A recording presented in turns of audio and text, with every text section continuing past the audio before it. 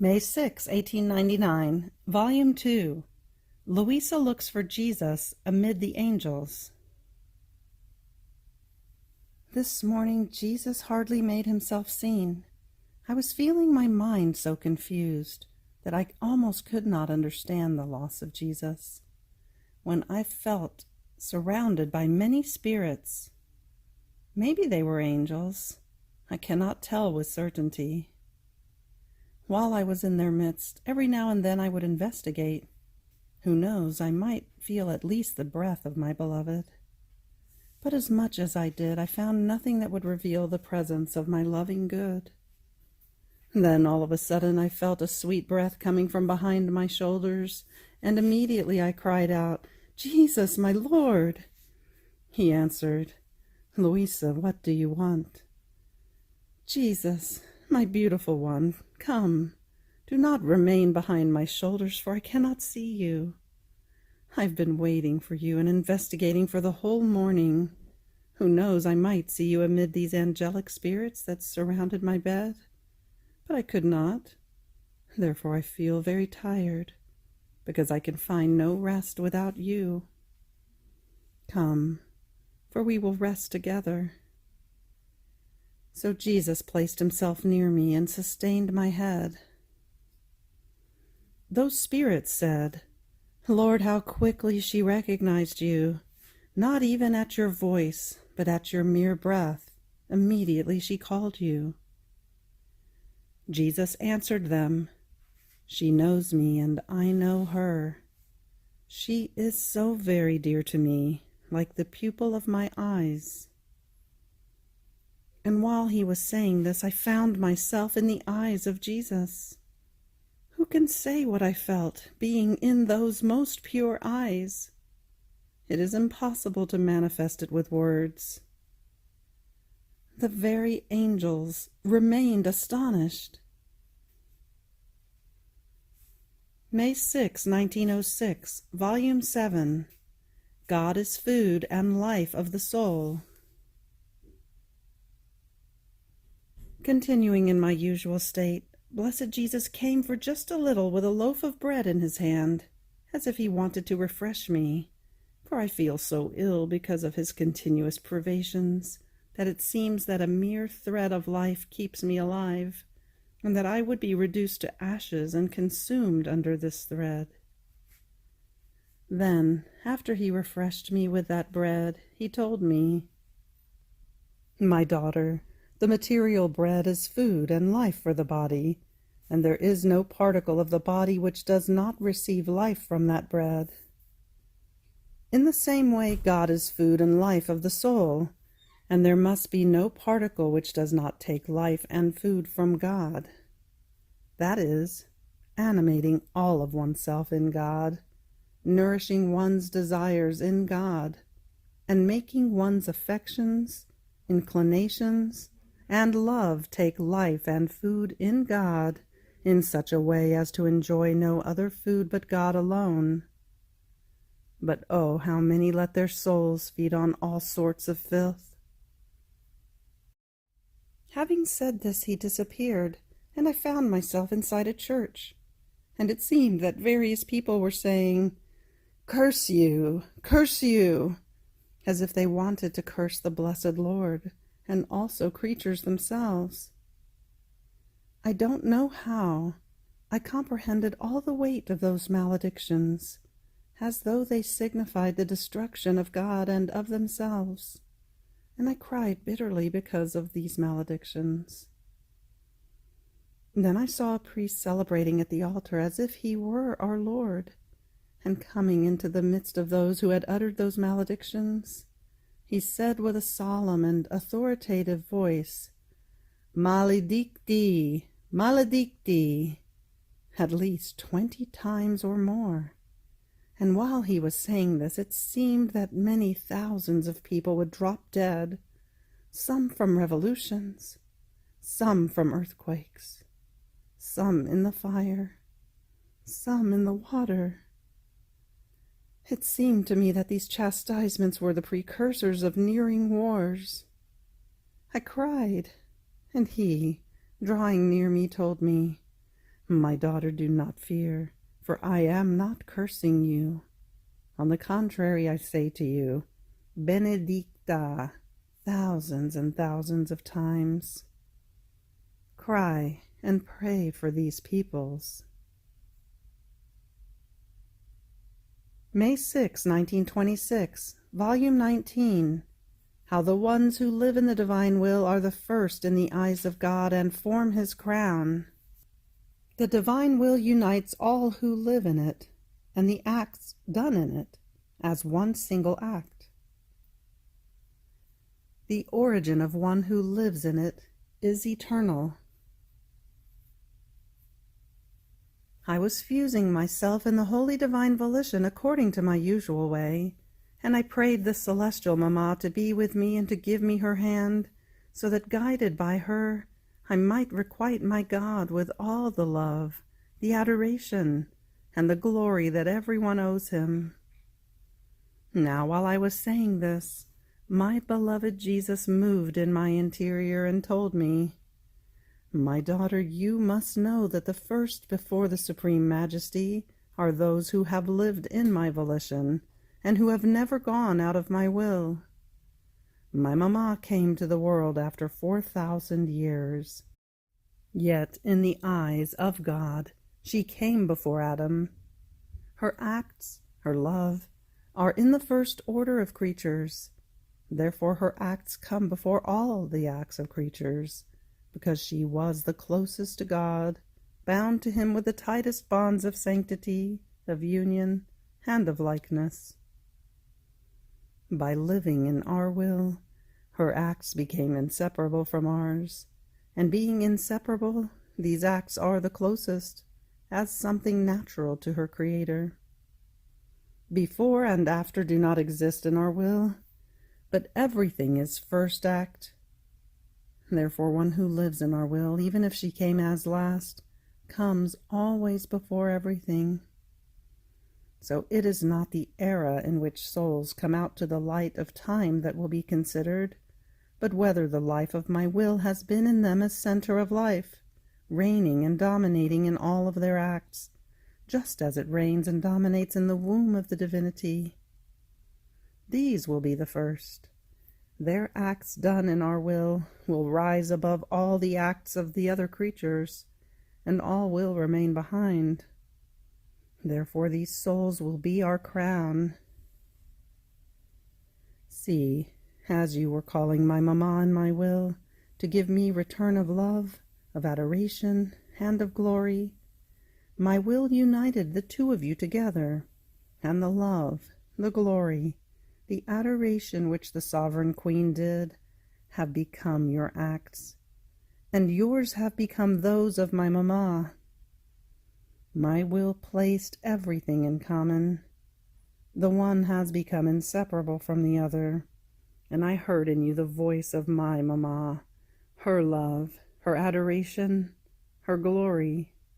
And in my Mamma I heard your voice, loving me, adoring me, glorifying me. How happy I felt in finding and hearing the Mamma in the daughter and the daughter in the Mamma. My will unites everyone and everything. It would not be true living in my will, nor a work of my will, if it did not centralize everything that belongs to it, and all of its eternal works in the soul who lives in it, in whom it has its kingdom and dominion. If it were not so, the kingdom of my will would be a divided kingdom, which cannot be, because my will unites all its works together and makes of them one single act. And even though it is said that it creates, it redeems, it sanctifies, and so on, these are the effects of that single act which never changes its action. Therefore the origin of one who lives in my will is eternal, inseparable from her Creator and from all those in whom my will has had its kingdom and its dominion. May 6, 1928, Volume 24. The children of the divine will shall not touch the earth. Bitternesses of Jesus. the electric wire. According to my usual way, I was all immersed in that divine fiat that, more than sun, shines in my poor soul. And my always lovable Jesus, moving in my interior, told me, "My daughter, my love toward the children of my will be such and so great that I will not permit that they touch the earth. I will lay my steps under their feet, so that if they walk, they may touch my steps, not the earth, in such a way as to feel within them the life of my steps, that will communicate the life of the steps of my divine will to the steps of the children of my will. If they work, they will feel the touch of my works that, lining up, will communicate the virtue of my will to their works. If they speak, if they think, they will feel the life of my words and of my thoughts, that, investing them, will communicate the virtue of my fiat to their minds and words. So I myself will be the carrier of the children of my will. I will be very jealous that they may not touch anything, so that they may take part in nothing, and may feel my life flow continuously within them, forming the life of the eternal will in theirs. Therefore, they will be the most beautiful works of my creative hands. Oh, how the work of creation will be reflected in them! They will be the triumph of my redemption. Everything shall triumph in them. And then will I be able to say, "My works are complete," and I will take rest in the midst of the children of my supreme fiat. Then, after I wrote what is written in these past days, my mind was molested by fears and doubts, that it might not be true that blessed Jesus had told me so many things, but rather they were the fruit of my imagination. And I said to myself, if it was not Jesus that spoke to me, these will be writings without life, because only when Jesus speaks does life run within his word. And as I write, the life of the truths that Jesus has told me remains in them, in such a way that those who will read them will feel the communicative virtue of a life that is being infused in them, and will feel transformed into the very life of the truth that they will read. But if it is not Jesus, these will be writings without life, empty of light and of goods. So why make the sacrifice of writing? Now, while I was thinking of this, my sweet Jesus came out from within my interior, and placing his head close to mine, with an air of sadness told me, "My daughter, you embitter my feast. In fact, when I manifest a truth, I do it because I want to celebrate with the creature.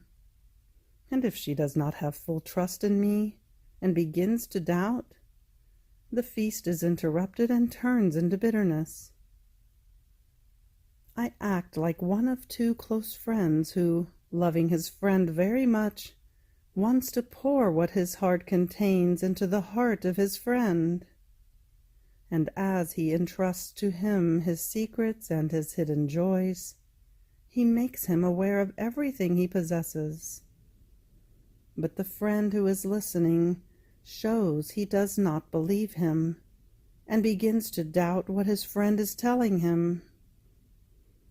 This person embitters his friend, and turns his outpouring into bitterness, and so, grieving, he almost regrets his entrustment, and full of bitterness he withdraws. On the other hand, if his friend believes him, not only does he not embitter him, but he takes part in his goods. Together they celebrate the joys that his friend possesses, and their friendship remains bound with double bonds of love. So I am, or rather more than friend, loving so much her whom I have chosen as my little secretary. I want to pour my heart out and entrust to her my secrets, my joys, my hidden sorrows, my surprising truths, to celebrate together and to communicate to her so many divine lives for as many truths as I keep manifesting to her. If I see that she believes me, I celebrate, and I put out and in feast the joys and the happiness that a divine life can possess, that possesses the infinity of all goods, and the soul is filled, and celebrates together with me. But if I see her hesitant, I remain embittered, and she remains empty of the life that I would like to entrust to her. You often repeat to me these scenes of distrust.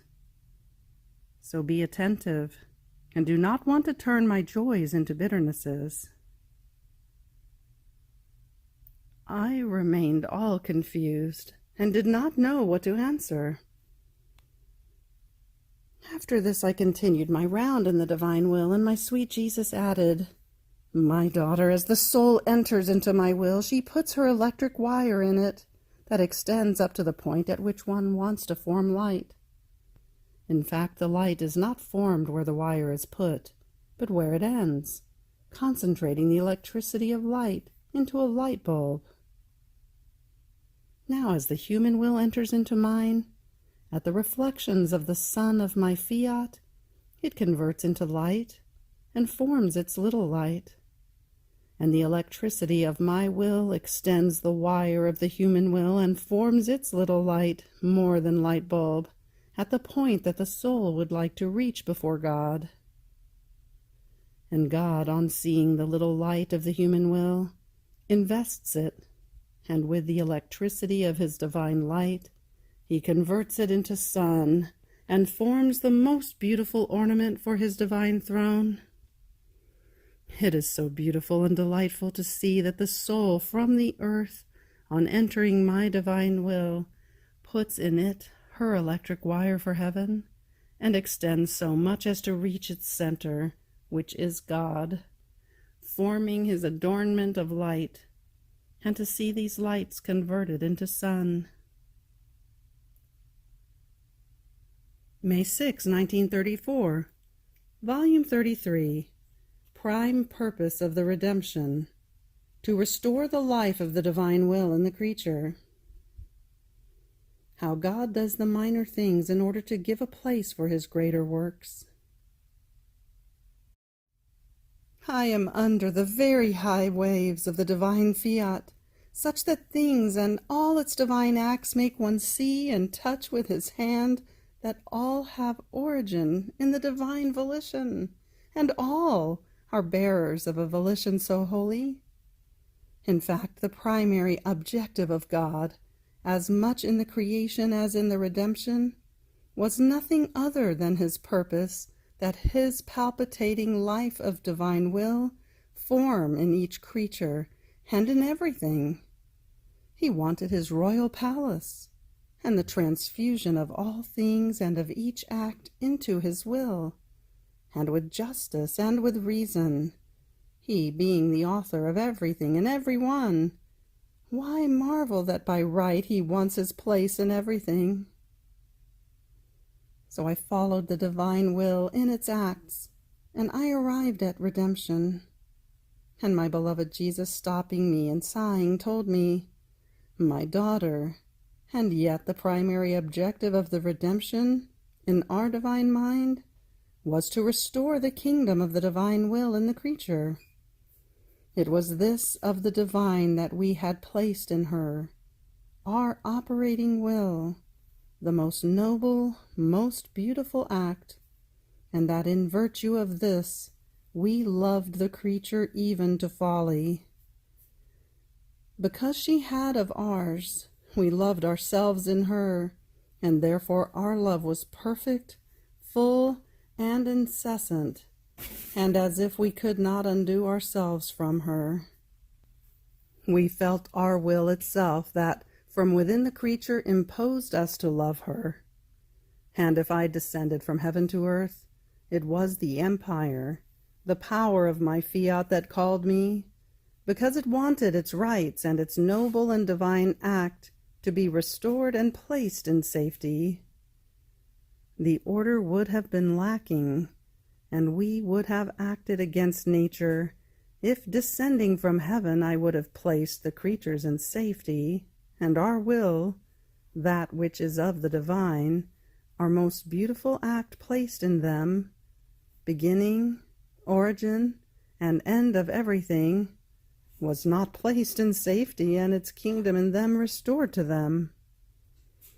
But who is it who does not think of first saving himself and then the others? No one. And if one cannot save himself, it is a sign that he will not have either the virtue or the power of saving others. By restoring the kingdom of my will in the creature, I did the greatest act, the act that only a God can do, that is, to place in safety my own life in the creature. And saving myself, everyone was placed in safety. There were no more dangers, because they had a divine life in their power in which they would have found all the goods that they needed. Therefore my redemption, my life, my sufferings, my death, will serve to dispose creatures for such a good, and as preparation for the great portent of the kingdom of my will in the human generations. And if they still do not see the fruits, the life of it, this says nothing, because in my humanity there is the seed, the life of my fiat. Therefore this seed possesses the virtue of forming the long generation of so many other seeds in the hearts, in order to regenerate in them the renewal of the life of my will in the creatures. So there is no act done by the Supreme Being that does not come forth from our will.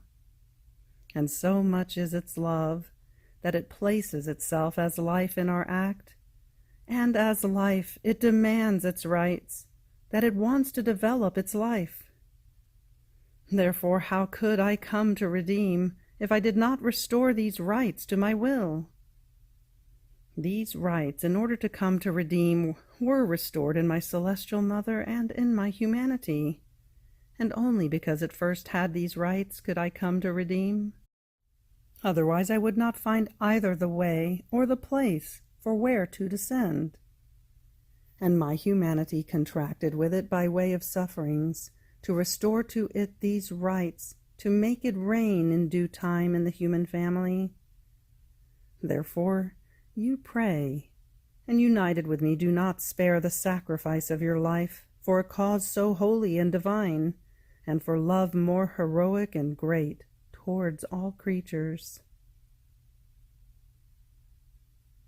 So I remained worried by what was written above, and I thought to myself, how can it be that while he says that his primary objective of his coming on earth was to establish the kingdom of the divine will, although the redemption was connected together, still the fruits of the redemption are seen abundantly, and those of his reigning fiat one sees almost nothing yet? And Jesus added, My daughter, it would be absurd and against the divine order to not give the primacy to our will, as indeed we give it. I can say that the kingdom of my divine will first began in my celestial mother, then in my humanity itself, that possessed all the fullness of the supreme will, and then the redemption came. And since I and the Queen of Heaven, in virtue of this kingdom that we possessed in its full vigor, represented the whole human family as heads, in order to reunite all the scattered members, therefore redemption could come. It was truly from within the kingdom of my will that the redemption came forth. If I and my mother did not possess it, it would have been a dream, and would have remained in our divine mind. Now being the head, the king, the Savior, and the true sanctifier of mankind, The members have the right to what there is in the head. The children have the right of inheriting what the mother possesses. Behold, therefore, the redemption. The head wants to heal the members and bond them by way of sufferings and death, in order to enjoy in them the virtues of the head. The mother wants to reunite the children, make herself known, in order to constitute them heirs of what she possesses.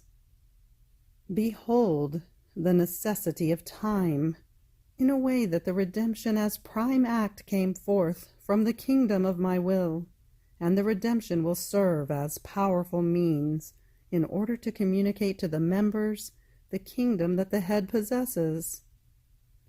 Both will give each other a hand.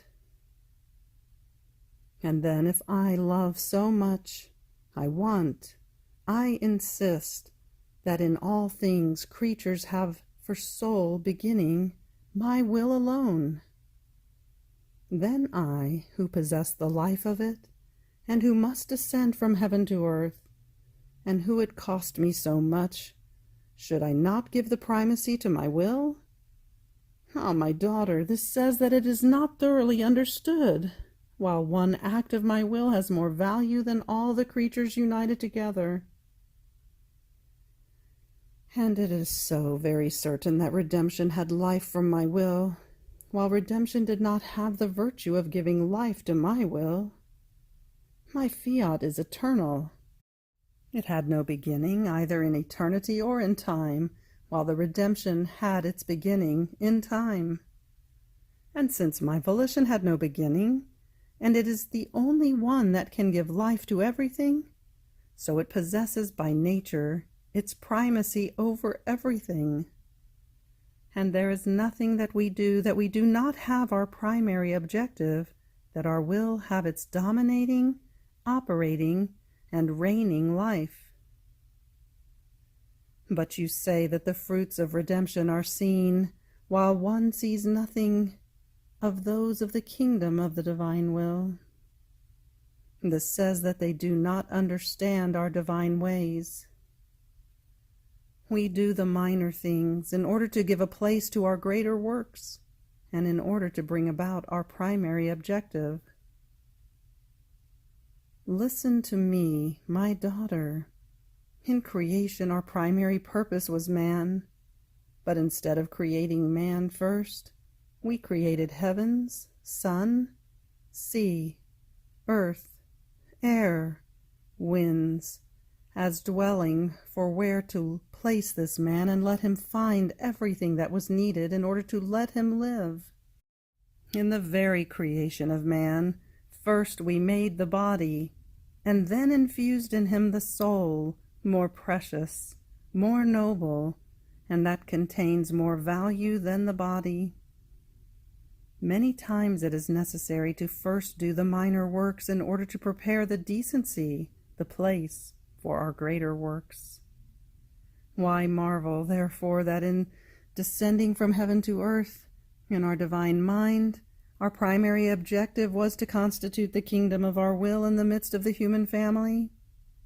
Even more because the first offense that man made us was really directed to our will. Therefore, with justice, our first objective must be directed to strengthening the offended part of our will and to restoring its royal place to it. And then the redemption came.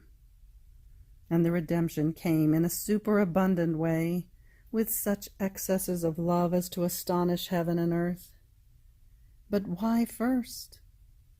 Because it had to serve to prepare with decency, with decorum, with sumptuousness, with the trousseau of my sufferings and of my death itself, as kingdom, as army, as dwelling, and as cortege, to let my will reign. In order to heal man, my sufferings were needed. In order to give him life, my death was needed. And yet one tear of mine, one sigh of mine, one single drop of my blood would have been enough in order to save everyone. because everything that I did was animated by my supreme will. I can say that it was my will and my humanity that ran in all my acts, in my most excruciating sufferings, in order to seek man and place him in safety. How therefore can one deny the prime purpose to a volition so holy, so powerful, that embraces everything, and in which there is no life, no good without it? So it is absurd to even think it. Therefore, I want that in all things you recognize it as the prime act of everything, so you will place yourself in our divine order, and that there is nothing in which we do not give the primacy to our will. May 6, 1937, Volume 34. How Jesus does not know what to do with a soul who does not possess peace. God makes a gift of all his works and also his own life to the one who lives in the divine volition, in order to let her see how much and how he wants to be loved. My abandonment in the divine volition continues. My poor mind, oppressed because of the incidents of life, so sorrowful for me, sought my refuge in the center of the Fiat, in which I feel myself reborn to new life, rejuvenated, remade from my sorrowful stops. But as I move away from its center, my oppressions rise again, so much as to feel the just reproaches of my dear Jesus, even to his telling me, "My daughter, take care, because I do not know what to make of a soul who is not peaceful. Peace is my celestial dwelling. The little bell that with its vibrating and sweet sounds calls my volition to reign is peace. Peace possesses voices so powerful that it calls the whole of heaven, places heaven at attention in order to let it be spectator of the beautiful conquests of the operation of the divine volition in the creature. Peace puts to flight the fearful tempests and makes arise the celestial smile of the saints, the most beautiful enchantment of a springtime that never ends. Therefore do not give me this sorrow of not seeing you in peace." So I sought as much as I could to dive into the divine volition, in order not to feel myself any more, following its acts, as much of creation as those of the redemption. And my beloved Jesus invested my intellect, and with his creative voice, all love, he told me, "My blessed daughter, leave yourself and come into my will. We feel the extreme need of making known where our love reaches for the one who lives in it. And so much is our love, that with anxiety we await that she unites herself, identifies herself with our works, in order to give her the right as if they were hers. And since our creative strength is always in act, as she identifies herself with us, as if we were renewing our works, we make a gift to her, and we tell her, "They are your works. Do what you want with them. With our works in your power, you can love us as much as you want. You can give us glory in an infinite way. You can do good to whomever you want. You take the right not only over our works, but over He who has created everything. And we take the right over you, because you are already ours." How sweet are these rights of the human littleness in our divine being! They are sweet and loving chains that make us love our creative work with a more intense and stronger love. And in our emphasis of love we keep repeating, "How beautiful she is! She is ours, and we are all hers. Nothing else remains for us than to love each other. We will love her with eternal love, and she will love us with eternal love. I remained surprised, as if I would want to place doubt, and Jesus added, "Daughter, do not marvel. It is the pure truth that your Jesus tells you, that wanting to be loved, he wants to make known where the creature can reach and how much he loves her. As if not content with our interminable joys, we want the contentment that she would possess what we possess, and she would love us as we know how to love.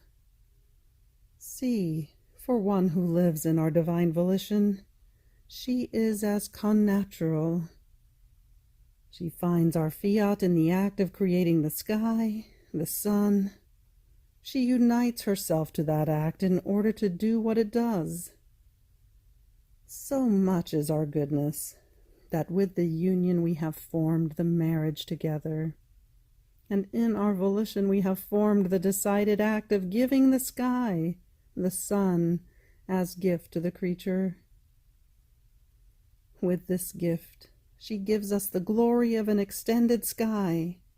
She loves us in every part of it. She does good to the creatures by letting them possess and enjoy a sky. And since she has the sun in her power, she gives us the glory that the terrestrial globe possesses light. Every man who remains invested by the light and heat of the sun is one more glory that she gives us, one little sonata of love that she makes us, that enraptures our love to love even more. Every plant, every fruit and flower, fecundated and warmed by her heat, is one more cry of glory and love that she gives us. The little bird that sings at the rising of the sun, the little lamb that bleats, are all accents of glory and love that she sends us. And the merit of so many goods that the sun does to the earth that are incalculable, for whom are they? For the one who lives in our volition. In it, what is ours is hers, and since we have no need of merits, having made a gift of them, we leave the meritorious part to her, and for exchange we want her cry of love always and in everything. And the same for the good that all created things do, the wind, the air, the water, and everything.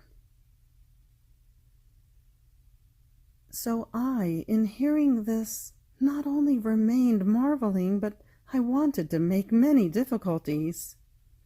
And passing to the acts of the redemption, I found myself immersed in his sufferings. And my always lovable Jesus, perhaps to convince me, made himself seen in my interior in the act of suffering the sorrowful crucifixion.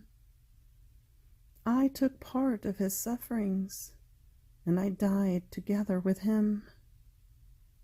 His divine blood flowed, his wounds were open, and he, with a tender and moving accent, as to feel my heart burst, told me, "I am within you. I am yours. I am at your disposition. My wounds, my blood, all my sufferings are yours. You can do with me what you want. Rather do it as magnanimous, as brave, as lover, as my true imitator. Take my blood in order to give it to whomever you want. Take my wounds in order to heal the wounds of sinners. Take my life in order to give the life of grace, of sanctity, of love, of divine will to all souls.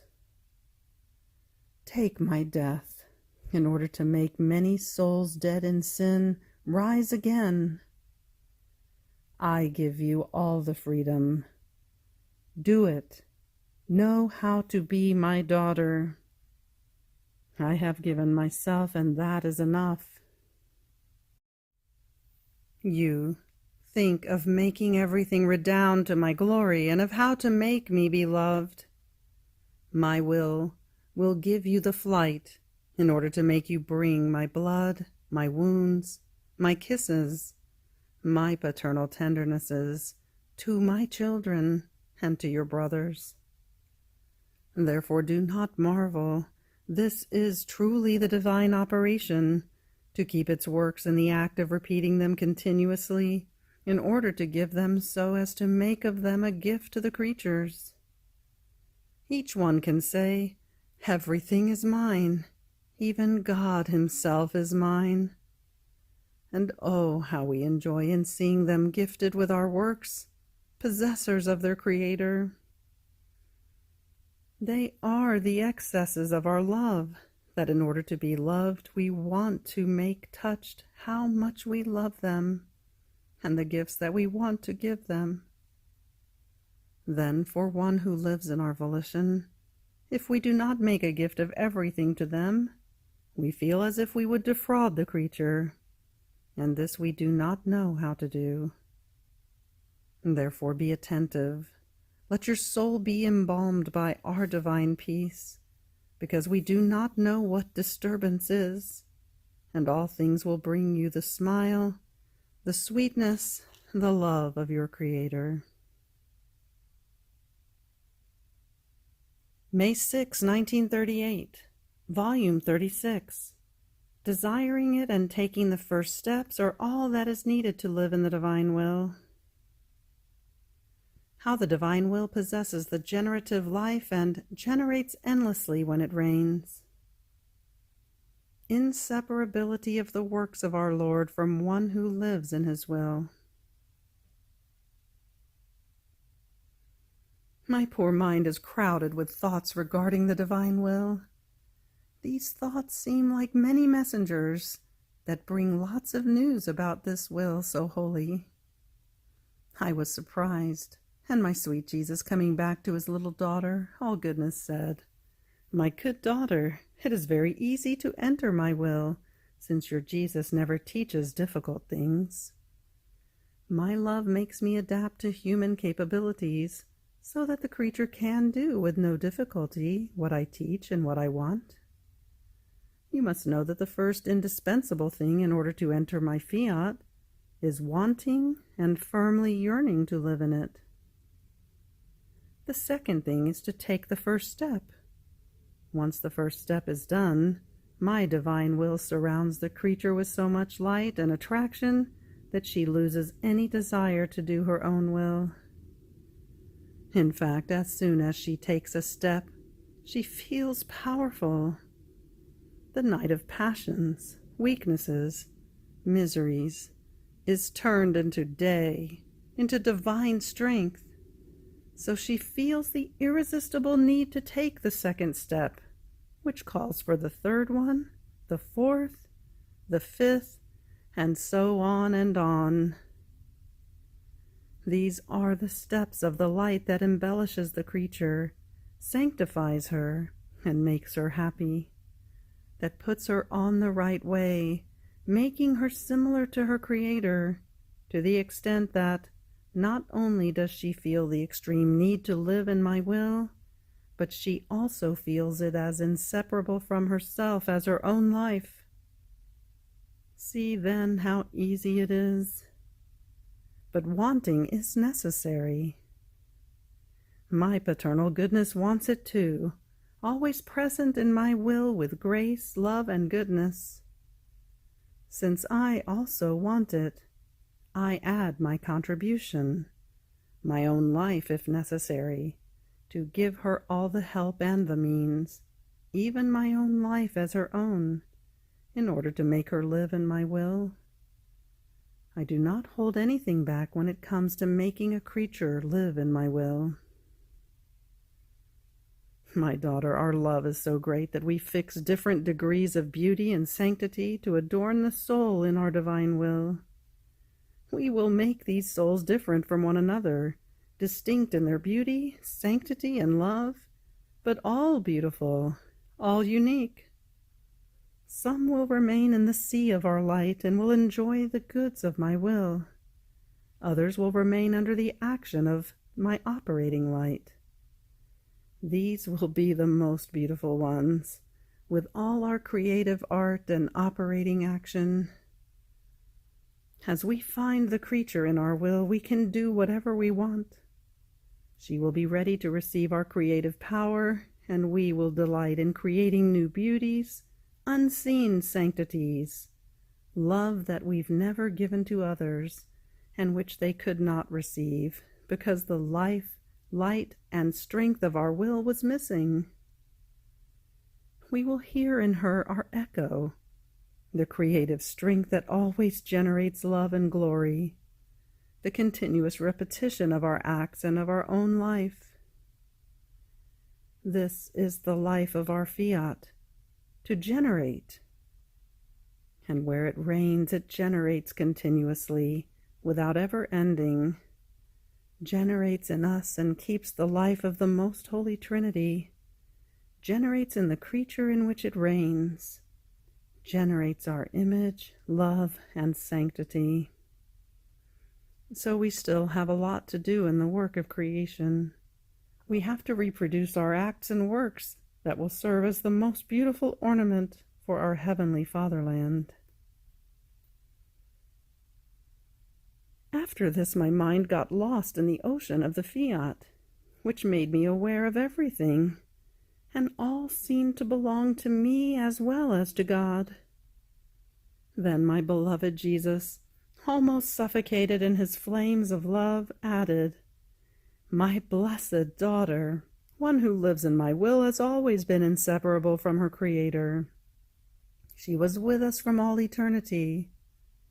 Our divine will brought her to our laps to love, court, and enjoy her.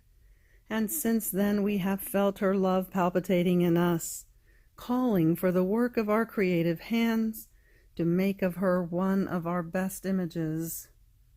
Oh, how much we delighted in finding in our will someone in whom we could express our creativity. Now you must know that since these souls that live and will live in our Fiat are inseparable from us, they were coming down with me when I, the eternal Word, came down from heaven to earth in the excess of my love. They were guided by the heavenly Queen. They formed my people, my loyal army, my living royal palace, in which I was the true king of these children of my divine will. I would never have come down from heaven without the court of my people, without a reign in which I could dominate with my laws of love. All the centuries are just like a point for us, in which everything is ours, in action. Therefore, when I came down from heaven as dominator and king of my children, I felt courted and loved, as only we can do. And my love was such that my children were all conceived together with me. I just couldn't be without them. I couldn't have tolerated not finding my loving children. So they grew with me in the womb of my Queen Mother. They were born together with me, cried with me, did everything I did. They walked, worked, prayed, and suffered together with me, and I can say that they were with me even on my cross, to die and rise again to new life for human generations. Therefore, the kingdom of our will is already established. We know its numbers. We know them all by name. We already feel them palpitating in ardent love. Oh, how much we love them and yearn for the time to deliver them into the daylight of our will on earth. Then the children of my volition will have in their power my conception, my birth, my steps, pains, and tears. They will be able to be conceived and born again as many times as they want. They will feel my steps and pains in theirs. Since in my will my birth and life are repeated every instant, they can take them for themselves, give them to others, or do whatever they want. I know that they would never do what I do not want. These children of ours, born again, formed and fed by our will be the true glory of our creation. They will crown our creative work, placing the seal of their love in every created thing for the one who did all for them and loved them so much. End of May 6th. Fiat.